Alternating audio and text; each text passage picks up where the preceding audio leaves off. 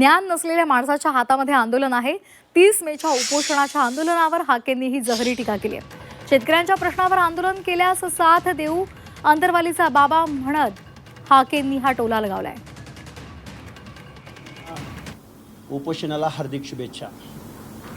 8 वेळा उपोषण झालंय, आता 9व्या वेळा उपोषण होऊ घातलंय। त्यांचा दावा होता की आमच्या 5 पिढ्यांचं नुकसान झालंय, आमच्या 5 पिढ्यांचं वाळवण झालंय। मग 5 पिढ्यांचं नुकसान झालं असेल तर या महाराष्ट्रामध्ये फायदा कुणाचा झालाय हेही मनोज जरांगेंनी दुसऱ्या बाजूला येऊन समजून घेतलं पाहिजे। मुळात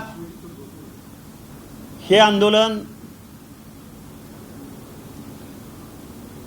लोकशाही, संविधान, आरक्षण असं कवडीचंही ज्ञान नसणाऱ्या एका खोलचट माणसाच्या हातात हे आंदोलन गेलंय। याचं दुर्दैव आम्हाला महाराष्ट्रातल्या अर्ध्या लोकसंख्येला म्हणजे ओबीसी, BJNTच्या बांधवांना आहे।